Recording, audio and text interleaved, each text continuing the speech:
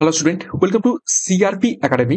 CRP একাডেমিতে তোমাদের সকলকে স্বাগত এবং প্রত্যেককে গুড মর্নিং। তো আমরা upcoming Kolkata police constable prelim পরীক্ষা 2025কে লক্ষ্য করে সকাল 7টা থেকে জিকে প্র্যাকটিস সেট শুরু করেছি এবং তোমাদের জানো 18ই মে যেমনটা খবর পাওয়া যাচ্ছে তোমাদের কলকাতা পুলিশ কনস্টেবল প্রিলি পরীক্ষা রয়েছে। তো মে মাসটাকে টার্গেট করেই হাতে আর খুব বেশি সময় নেই, আর হাতে মাত্র 3.5 মাসের মতো সময় রয়েছে। তো এই সময়টাকে টার্গেট করেই তোমরা প্রত্যেকদিন এই ক্লাসগুলো ফলো করতে থাকো এবং প্রস্তুতি নিতে থাকো। পরীক্ষা কিন্তু এবার এক এক পর এক চলে আসবে। অলরেডি বিভিন্ন ক্যালেন্ডার এবং বিভিন্ন টেন্টেটিভ ডেট কিন্তু পাবলিশ হতে শুরু করেছে।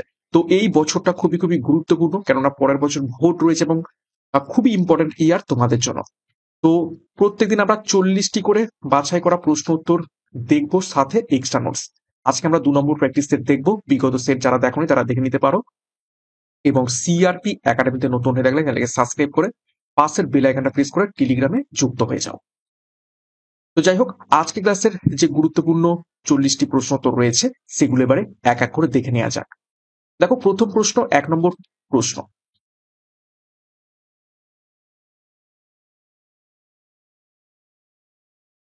তো যাই হোক, ক্লাসটা শুরু করব তার আগে গত ক্লাসে 2খানা হোমওয়ার্ক ছিল, সেই হোমওয়ার্কের দুটো প্রথমে দেখব। দেখো, প্রথম হোমওয়ার্কের প্রশ্ন ছিল, যুদ্ধক্ষেত্রে রুমি কৌশল ব্যবহার করেছিলেন নিজের কোন রাজা? অনেকেই সঠিক উত্তর কমেন্ট বক্সে কমেন্ট করেছিল, তো সঠিক উত্তর হয়ে যাবে অপশানে বাবর। বাবর যুদ্ধক্ষেত্রে এই রুমি কৌশল ব্যবহার করেছিলেন এবং শুধু রুমি কৌশল নয়, প্রথম কামানের ব্যবহার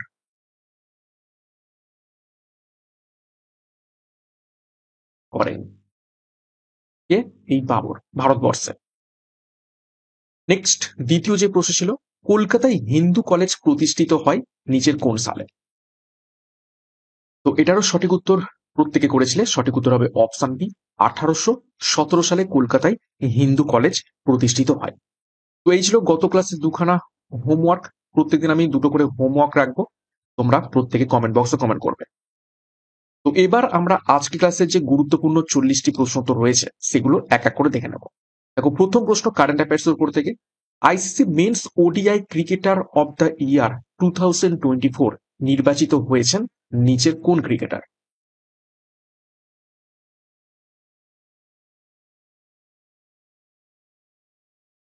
তো সঠিক উত্তর হবে, দেখো, option C, Azmatullah Omarzai. Azmatullah Omarzai ICC men's ODI cricketer of the year 2024 নির্বাচিত হয়েছে। 2 নম্বর প্রশ্ন, ICC women's ODI cricketer of the year 2024 নির্বাচিত হয়েছেন নিচের কোন ক্রিকেটার?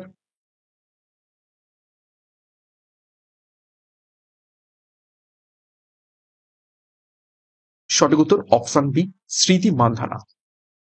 3 নম্বর প্রশ্ন দেখো, ICC men's test cricketer of the year 2024 নির্বাচিত হয়েছেন নিচের কোন ক্রিকেটার?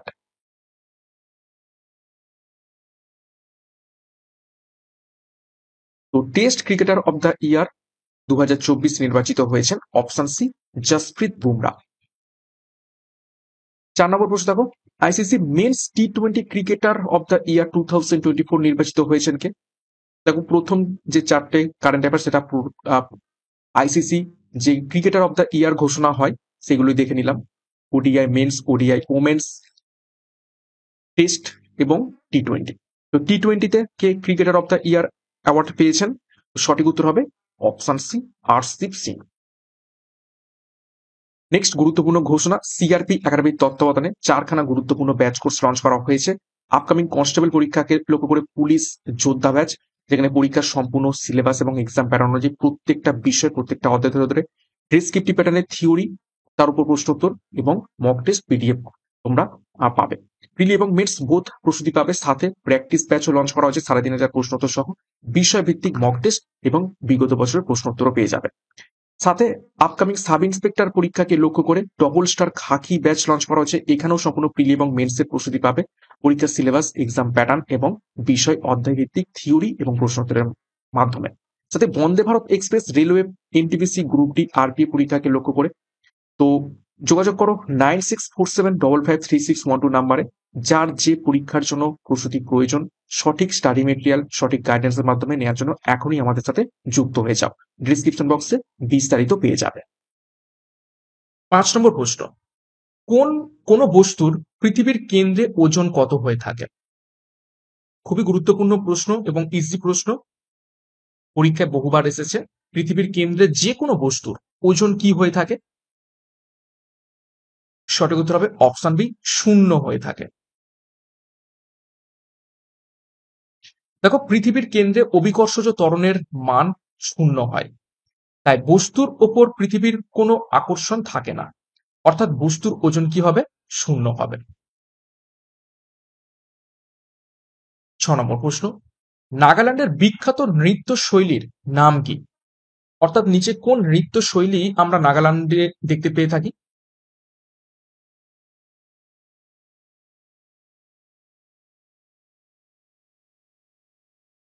সঠিক উত্তর হবে অপশন সি, রেংমা। দেখো, কিছু গুরুত্বপূর্ণ নৃত্য শৈলী আমরা দেখে নেব। কুচিপুড়ি দেখতে পাওয়া যায় অন্ধ্রপ্রদেশে, কথাকলি দেখতে পাওয়া যায় কেরালাতে, ভাংড়া নৃত্যটি দেখতে পাওয়া যায় পাঞ্জাবে, কত্থক নৃত্যটি দেখতে পাওয়া যায় উত্তরপ্রদেশে, মোহিনী আট্টাম নৃত্যটি দেখতে পাওয়া যায় কেরালাতে। এছাড়া ঘুমর নৃত্যটি দেখতে পাওয়া যায় রাজস্থানে, বিহু নৃত্যটি দেখতে পাওয়া যায় আসামে, ছৌ এবং বাউল নৃত্যটি দেখতে পাওয়া যায় পশ্চিমবঙ্গে। 7 নম্বর প্রশ্ন, ভারতে প্রথম বেতার সম্প্রচার চালু হয় কত সালে?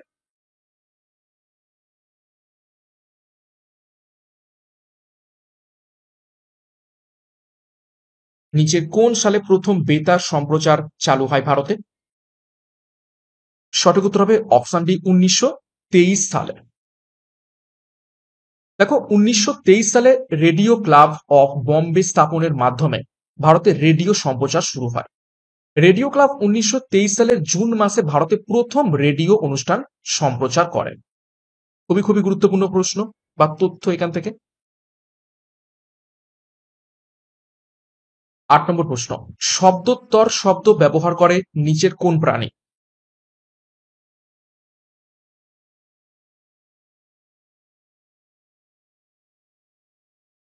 শব্দোত্তর বলতে কি বোঝায়? আল্ট্রাসাউন্ড।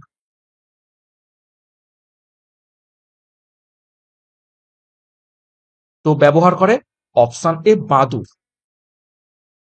দেখো, 20 কিলোহার্জের চেয়ে বেশি কম্পাঙ্কের শব্দ তরঙ্গগুলিকে শব্দোত্তর তরঙ্গ বা আল্ট্রাসাউন্ড বলা হয়ে থাকে।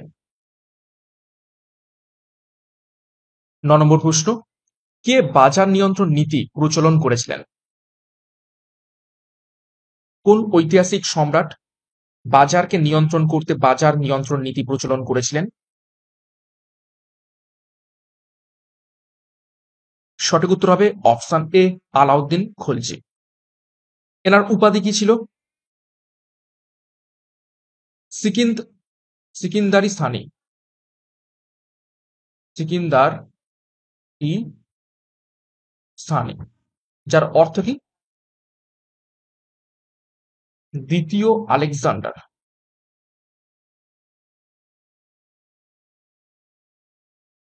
ওকে। 10 নম্বর প্রশ্ন, নিচের কোনটির অভাবে উদ্ভিদের ক্লোরোসিস হয়?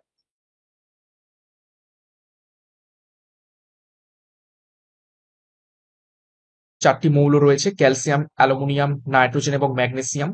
তো কোনটির অভাবে উদ্ভিদের ক্লোরোসিস রোগটি হয়ে থাকে? সঠিক উত্তর হবে অপশন ডি, ম্যাগনেসিয়াম।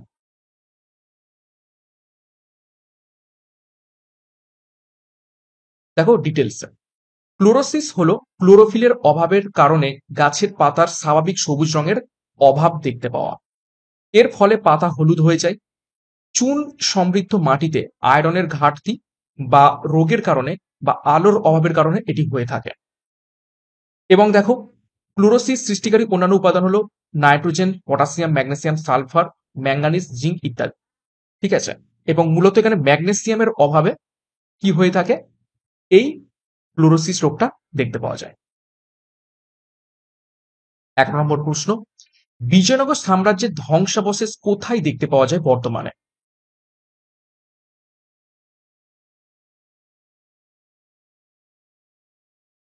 চারটি গুরুত্বপূর্ণ স্থান রয়েছে। সঠিক উত্তর মিলিয়ে নাও, অপশন এ হাম্পি। হাম্পিতে বর্তমানে বিজয়নগর সাম্রাজ্যের ধ্বংসাবশেষ দেখতে পাওয়া যায়। দেখো, কর্ণাটকের হাম্পিতে বিজয়নগর সাম্রাজ্যের ধ্বংসাবশেষ পাওয়া গিয়েছিল। হাম্পিকে 1986 সালে ইউনেস্কোর বিশ্ব ঐতিহ্য হিসাবে স্থান দেওয়া হয়েছে। তো খুবই খুবই গুরুত্বপূর্ণ তথ্য। 12 নম্বর প্রশ্ন, ভিটামিন কে আবিষ্কার করেন? নিচের কোন বিজ্ঞানী ভিটামিন আবিষ্কার করেছিলেন?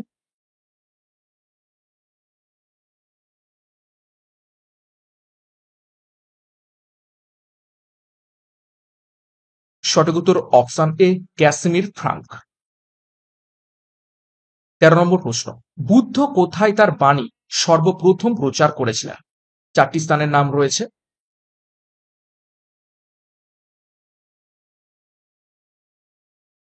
বুদ্ধ কোথায় তার বাণী সর্বপ্রথম প্রচার করেছিলেন? সঠিক উত্তর হবে অপশন বি সারনাথ। সারনাথ কোথায় অবস্থিত রয়েছে? ইউপিতে। এবং এই যে প্রথম ধর্ম প্রচারকে কি বলা হয় তাকে? ধর্মচক্র প্রবর্তন। প্রবর্তন বলা হয়ে থাকে। কুশীনগরে কি হয়েছিল? তিনি মারা গিয়েছিলেন।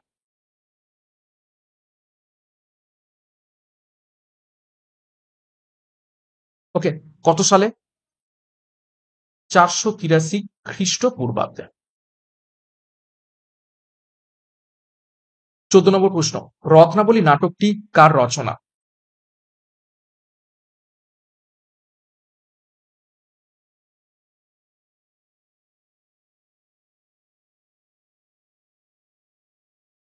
সঠিক উত্তর হবে অপশন এ হর্ষবর্ধনের রচনা রত্নাবলী। দেখো, কিছু ঐতিহাসিক গ্রন্থ এবং সেগুলো কাদের রচনা একটু দেখে নেব। নাট্যশাস্ত্র রচনা করেন ভরতমুনি। সূর্য সিদ্ধান্ত রচনা করেন আর্যভট্ট। দানসাগর রচনা করেন বল্লাল সেন। অষ্টাধ্যায়ী রচনা করেন পাণিনি। রামচরিত রচনা করেন সন্ধ্যাকর নন্দী এবং রামচরিত মানস রচনা করেন তুলসী দাস। খুবই গুরুত্বপূর্ণ তথ্য। এখান থেকে বলে রাখি, এই যে বাণভট্ট, বাণভট্ট কে ছিলেন? বাণভট্ট ছিলেন হর্ষবর্ধনের সভাকবি।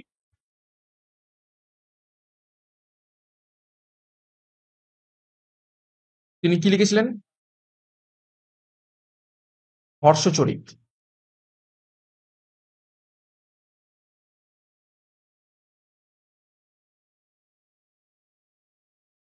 15 নম্বর প্রশ্ন, 1621 খ্রিস্টাব্দে ইংরেজরা ভারতের মাটিতে প্রথম ঘাঁটি কোথায় স্থাপন করেছিল?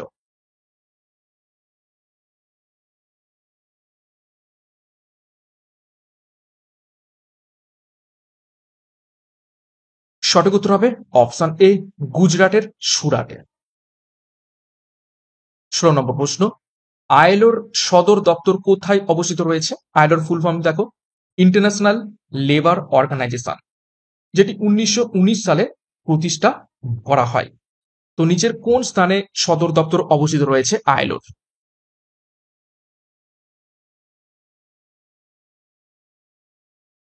সঠিক উত্তর হবে অপশন বি জেনিভাতে। ওয়াশিংটন ডিসিতে কি রয়েছে? World bank. এবং আর কি রয়েছে? আইএমএফ। আচ্ছা, ভিয়েনাতে কি রয়েছে? ওপেক,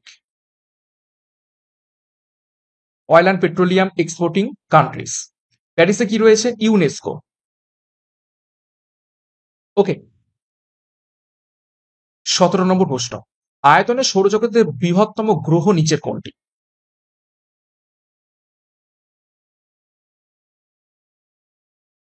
ইজি প্রশ্ন।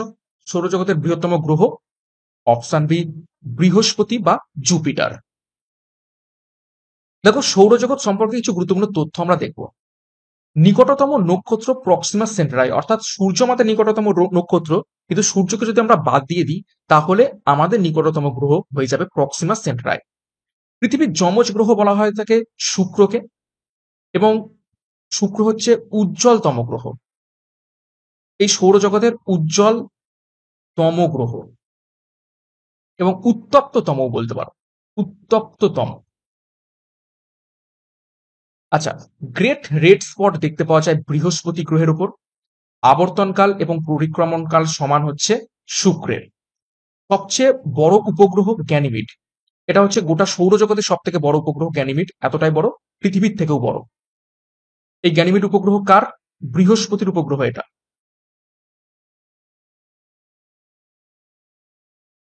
এবং এটা হচ্ছে গোটা সৌরজগতের সব থেকে বৃহত্তম উপগ্রহ। সর্বাধিক উপগ্রহ রয়েছে বৃহস্পতির, এটা একটু ভুল রয়েছে, এখন বর্তমানে এটা শনি। শনির সব থেকে এখন ম্যাক্সিমাম উপগ্রহ। সবচেয়ে দ্রুত সূর্যকে পরিক্রমণ করে বুধ। পূর্ব থেকে পশ্চিমে অর্থাৎ উল্টো দিকে ঘোরে শুক্র। সৌরজগৎ ছায়াপথের অন্তর্গত, অর্থাৎ যে ছায়াপথের অন্তর্গত সেটার নাম কি? আকাশগঙ্গা। এবং উষ্ণতম এবং উজ্জ্বলতম গ্রহ শুক্র। তো খুবই খুবই গুরুত্বপূর্ণ তথ্য আমরা দেখে নিলাম, ভিভিআই করবে সৌরজগৎ সম্পর্কে। 18 নম্বর প্রশ্ন, ঘনাদা চরিত্রটির স্রষ্টা নিচের কোন ব্যক্তি?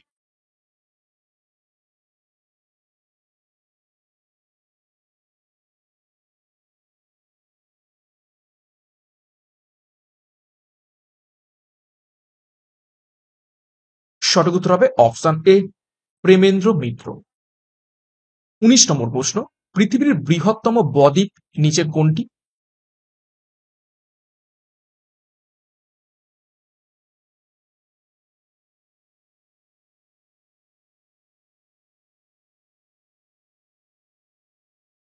সঠিক উত্তর হবে অপশন এ, গঙ্গা ব্রহ্মপুত্র বদ্বীপ, এটি হচ্ছে পৃথিবীর বৃহত্তম বদ্বীপ। আর যদি বলে পৃথিবীর বৃহত্তম নদী দ্বীপ, নদীর মধ্যে অবস্থিত বৃহত্তম দ্বীপ, সেটা হয়ে যাবে মাঝুলি দ্বীপ। কোথায় অবস্থিত রয়েছে? আসামে। 20 নম্বর প্রশ্ন, মহেঞ্জোদারোর বর্তমান অবস্থান কোথায়?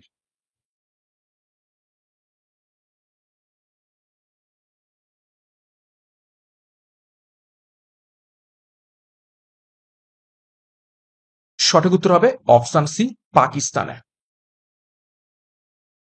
দেখো, মহেঞ্জোদারো পাঞ্জাবের বর্তমান, মানে পাকিস্তানের যে পাঞ্জাব প্রদেশ রয়েছে সেইখানের লারকানা জেলার সিন্ধু নদীর তীরে অবস্থিত রয়েছে। এর অর্থ মৃতদের ঢিপি বা মৃতের স্তূপ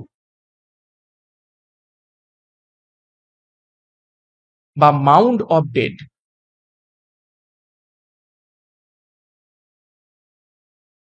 গুরুত্বপূর্ণ আবিষ্কারগুলি হলো মহান স্নানের হচ্ছে শস্য ভান্ডার, এটা হচ্ছে স্নানাগার হবে, ঠিক আছে। তারপর শস্য ভান্ডার, ব্রোঞ্জের নাচের মেয়ে, পশুপতি মহাদেবের একটি সিলমোহর, দাড়িওয়ালা মানুষের একটি স্টেটেটাইটের মূর্তি, বোনা তুলোর টুকরো।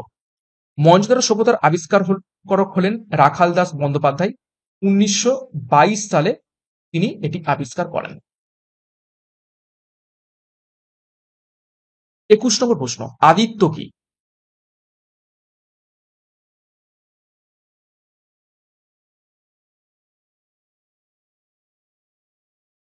সঠিক উত্তর হবে অপশন এ, আদিত্য একটি উপগ্রহ যেটা ইসরোর মাধ্যমে পাঠানো হয়েছিল সূর্যকে পরিক্রমণের জন্য। সূর্যকে পরিক্রমণ করছে ইসরোর প্রেরিত উপগ্রহ। Aditya L1 shall be the first space based Indian mission to study the sun, অর্থাৎ সূর্যকে স্টাডি করার জন্য প্রথম ভারতীয় একটি মিশন হয়ে যাবে আদিত্য।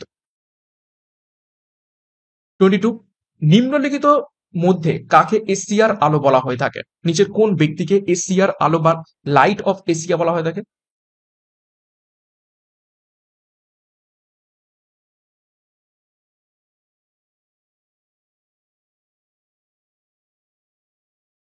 সঠিক উত্তর হবে গৌতম বুদ্ধকে। দেখো, গৌতম বুদ্ধ 563 খ্রিস্টপূর্বাব্দে নেপালের লুম্বিনীতে সিদ্ধার্থ গৌতম হিসাবে জন্মগ্রহণ করেছিলেন। তিনি সারনাথে প্রথম ধর্ম উপদেশ দেন এবং তিনি অষ্টাঙ্গিক মার্গ বা অষ্টভঙ্গের পথ দেখিয়েছিলেন। 23 নম্বর প্রশ্ন, অস্পৃশ্যতা দূরীকরণ কোন ধারায় বর্ণিত রয়েছে? খুবই খুবই গুরুত্বপূর্ণ প্রশ্ন। এটি একটি মৌলিক অধিকার।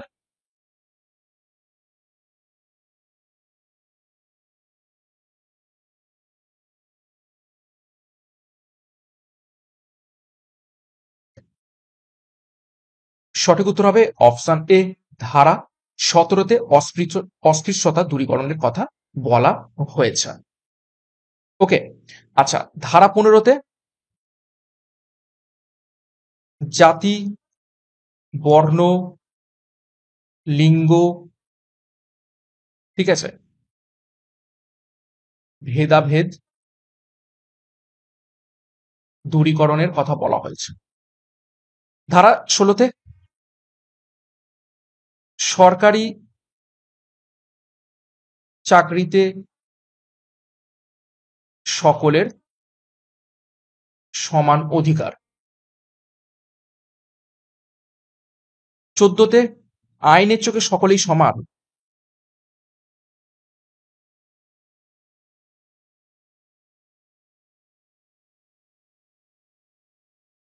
ওকে, নেক্সট 24 নম্বর প্রশ্ন, লোকসভার সর্বপ্রথম অধ্যক্ষ কে ছিলেন?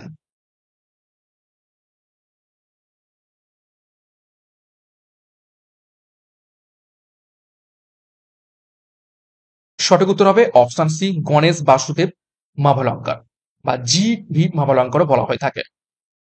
লোকসভার বর্তমান অধ্যক্ষ কে রয়েছেন? ওম বিড়লা। 25, রামধনুর দেশ কাকে বলা হয়?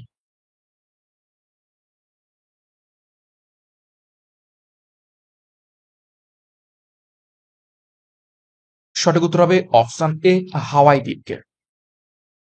দেখো, বিভিন্ন জায়গার উপনাম একটু দেখে নেবো। লবঙ্গ দ্বীপ বলা হয় মাদাগাস্কারকে, চিনির পাত্র বলা হয় কিউবাকে, দারুচিনির দ্বীপ বলা হয় থাকে শ্রীলঙ্কাকে, পৃথিবীর রুটির ঝুড়ি বলা হয় থাকে প্রেরিকে, এশিয়ার ডিমের ঝুড়ি বলা হয় অন্ধ্রপ্রদেশকে, ইউরোপের ক্রিয়াভূমি বলা থাকে সুইজারল্যান্ডকে, নিষিদ্ধ শহর বলা হয় লাসাকে। নেক্সট, কফি বন্দর বলা হয় থাকে রিও ডি জেনিরোকে, দক্ষিণের ব্রিটেন বলা হয় নিউজিল্যান্ডকে, পান্নার দ্বীপ বলা হয় আয়ারল্যান্ডকে, ইংল্যান্ডের উদ্যান বলা হয় কেন্ট শহরকে, পবিত্র ভূমি বলা হয় প্যালেস্তাইনকে, বাতাসের শহর বলা হয় শিকাগোকে, নিষিদ্ধ শহর বলা হয় লাসাকে, সহস্র হ্রদের দেশ বলা হয় ফিনল্যান্ডকে। তো খুবই খুবই গুরুত্বপূর্ণ তথ্য। 26 নম্বর প্রশ্ন, ভারতের বৃহৎ শিল্পায়ন শুরু হয় নিচের কোন পঞ্চবার্ষিকী পরিকল্পনা কালে?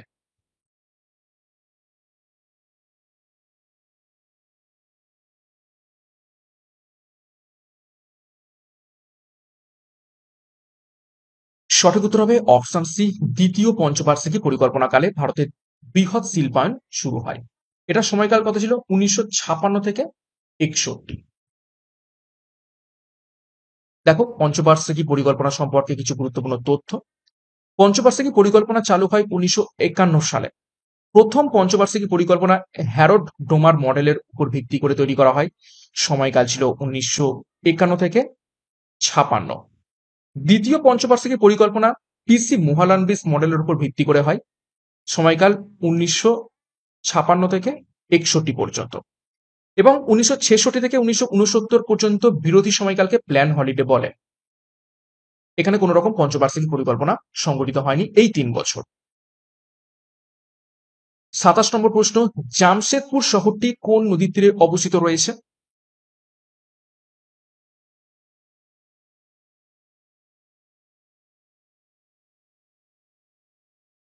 সঠিক উত্তর অপশন ডি, সুবর্ণরেখা।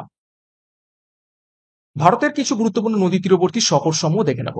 কলকাতা এবং হাওড়া অবস্থিত হুগলি নদীর তীরে, পাটনা এবং ভাগলপুর অবস্থিত গঙ্গা নদীর তীরে, জামশেদপুর অবস্থিত সুবর্ণরেখা নদীর তীরে, ডিব্রুগড়, তেজপুর, গুয়াহাটি, ধুবড়ী অবস্থিত রয়েছে ব্রহ্মপুত্র নদীর তীরে, কটক, সম্বলপুর অবস্থিত রয়েছে মহানদী নদীর তীরে, অযোধ্যা অবস্থিত রয়েছে সরজু নদীর তীরে।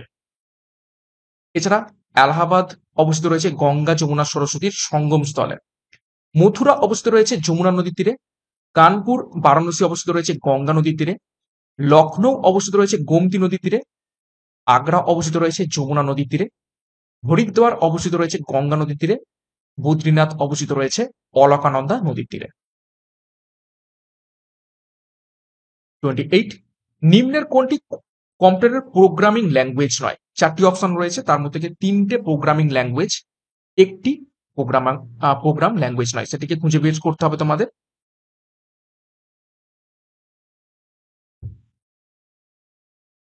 সঠিক উত্তর হবে অপশনস। মাসিনটোস এটি কম্পিউটারের প্রোগ্রাম ল্যাঙ্গুয়েজ নয়, বাদবাকি অ্যালগল, কোবল এবং ফোরট্রান এই তিনটে প্রোগ্রামিং ল্যাঙ্গুয়েজ। 29, ভারতের সংবিধানের কোন তফসিলে আঞ্চলিক ভাষা নিয়ে আলোচনা করা হয়েছে?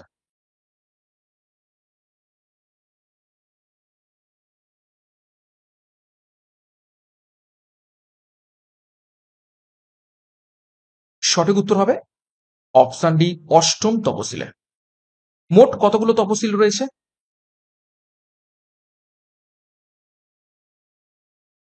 12টি। তার মধ্যে থেকে অষ্টম তফসিলে ভাষা নিয়ে আলোচনা করা হয়েছে। দেখো, সংবিধান অনুসারে তফসিল স্বীকৃত ভাষাগুলো হলো অসমিয়া, বাংলা, বোরো, ডোগরি, গুজরাটি, হিন্দি, কন্নড়, কাশ্মীরি, কোঙ্কনি, মৈথিলি, মালয়ালম, মণিপুরি, মারাঠি, নেপালি, ওড়িয়া, পাঞ্জাবি, সংস্কৃত, সাঁওতালি, সিন্ধি, তামিল, তেলেগু, উর্দু। ভারতে 22টি সরকারি ভাষা রয়েছে, যেগুলি ভারতীয় সংবিধানের অষ্টম তফসিলের অন্তর্গত। 30 নম্বর প্রশ্ন, নিচের কোনটি একটি উপকারী ভাইরাস? ভাইরাস মূলত আমাদের ক্ষতি করে, কিন্তু নিচের কোন ভাইরাসটা আমাদের উপকার করে? সঠিক উত্তর হবে option D, bacteriophage. Bacteriophage virus ক্ষতিকর ব্যাকটেরিয়াকে গিয়ে আঘাত করে এবং সে ব্যাকটেরিয়াগুলোকে নষ্ট করে দেয়, যে কারণে যে ব্যাকটেরিয়া আমাদের ক্ষতি করে সেই ব্যাকটেরিয়াকে অ্যাকচুয়ালি এই ভাইরাসগুলো নষ্ট করে দেয় বলে এই ভাইরাস উপকারী। 31 নম্বর প্রশ্ন, পৃথিবীর দীর্ঘতম পর্বতমালা নিচের কোনটি?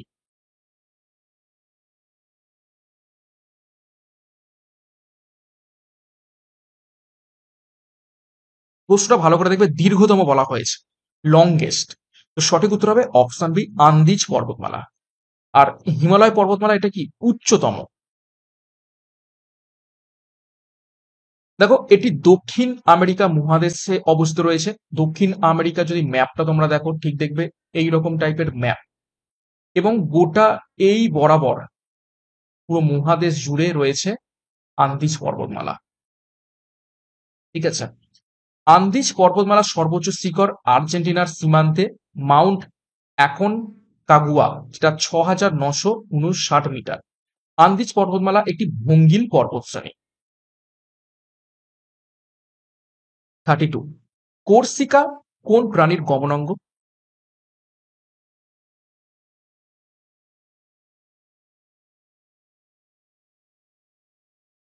সঠিক উত্তর হবে অপশন এ, হাইড্রার গমনাঙ্গ কর্সিকা। দেখো, বিভিন্ন প্রাণীর গমন অঙ্গ সম্পর্কে একটু তথ্য দেখো। ইউগ্লিনার গমনাঙ্গ ফ্লাজেলা, শামুকের গমনাঙ্গ মাংসলপদ, আরশোলার গমনাঙ্গ পা ও ডানা, হাইড্রার গমনাঙ্গ কর্সিকা, তারা মাছের গমনাঙ্গ নালীপদ, কেঁচোর গমনাঙ্গ সিটে। 33, তড়িৎ প্রবাহের চৌম্বক ক্রিয়া কোন সূত্র দ্বারা প্রমাণিত হয়?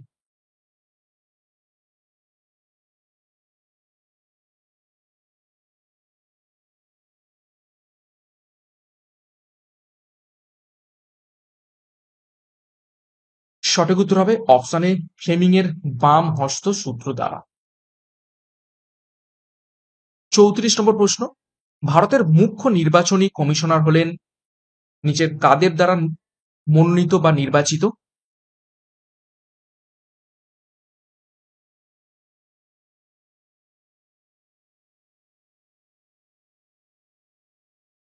সঠিক উত্তর হয়ে যাবে অপশন সি, রাষ্ট্রপতির দ্বারা নির্বাচিত হয়ে থাকেন ভারতের মুখ্য নির্বাচন কমিশনার।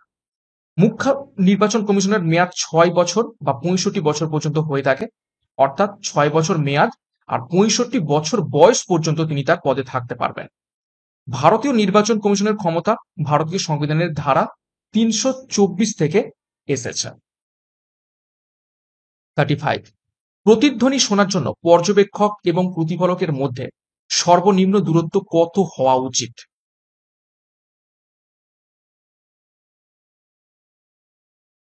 সায়েন্সের উপর থেকে খুবই গুরুত্বপূর্ণ প্রশ্ন।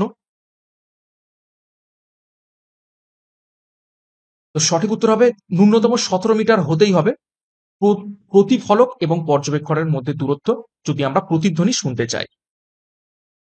36, সবচেয়ে হালকা ধাতু নিচের কোনটি?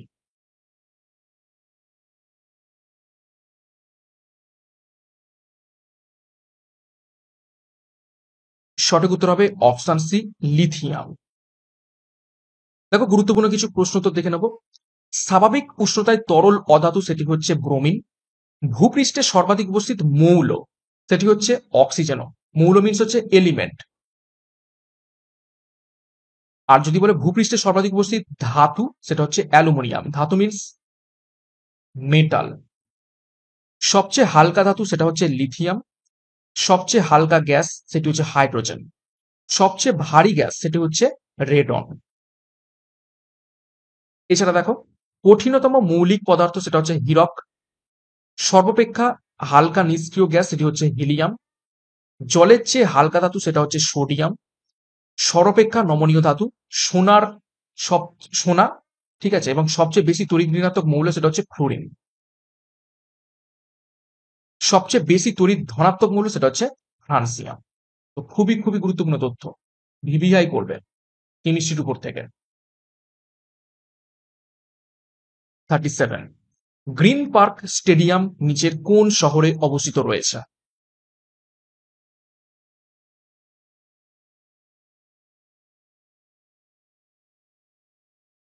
সঠিক উত্তর হবে অপশন এ, কানপুরে অবস্থিত রয়েছে।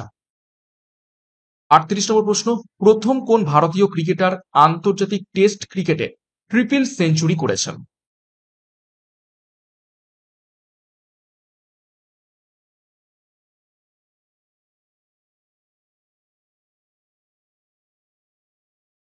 সঠিক উত্তর হয়ে যাবে অপশন বি, বীরেন্দ্র সেহবাগ।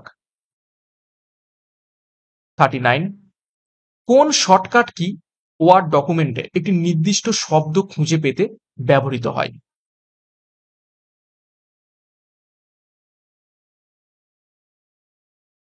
অর্থাৎ আমরা ফাইন্ড করি, FIND, ফাইন্ড। তাহলে F for find, option B control plus F. 40 নম্বর প্রশ্ন এবং আজকের ক্লাসের শেষ প্রশ্ন দেখো, কোন খেলার সঙ্গে আগা খান কাপ জড়িত রয়েছে?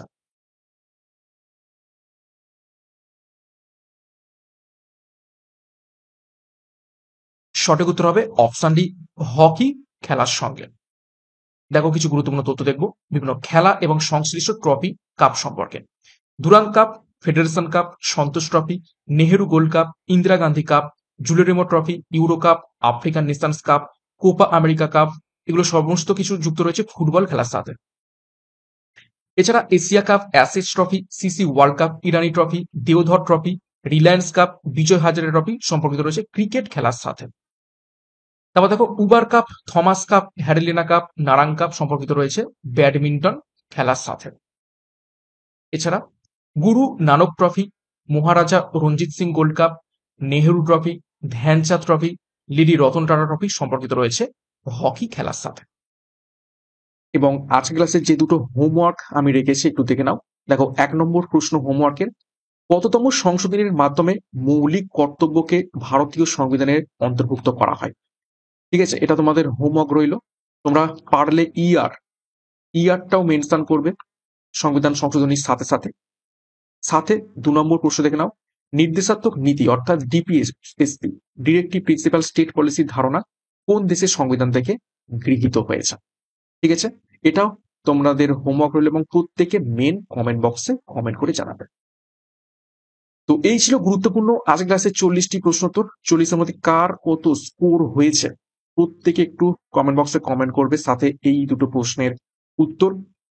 এবং প্রত্যেক দিন সকাল 7টা থেকে ক্লাসগুলো ফলো করতে থাকো, যেভাবে ক্লাসগুলো আমি করাবো এবং করাচ্ছি। আই হোপ পরীক্ষাতে তোমরা এই ধরনের প্রশ্নই পাবে এবং পরীক্ষাতে তোমরা ম্যাক্সিমাম প্রশ্ন উত্তর করে আসতে পারবে। তো আমাদের যে ব্যাচ কোর্সগুলো রয়েছে দেখে নাও এবং আমাদের ব্যাচ কোর্সে যুক্ত যাও। পরীক্ষার সেরা প্রস্তুতির জন্য যোগাযোগ করো 9647553612 নাম্বারে, বিস্তারিত ডিসক্রিপশন বক্সে পেয়ে যাবে। এবং সিআরপি একাডেমিতে নতুন হতে গেলে চ্যানেলটিকে সাবস্ক্রাইব করো, পাশের বেল আইকনটা প্রেস করে রাখো এবং টেলিগ্রামে যুক্ত হয়ে যাও। তো আজকের মতো ক্লাসটা এখানেই শেষ করছি। প্রত্যেককে all the best, thank you, by.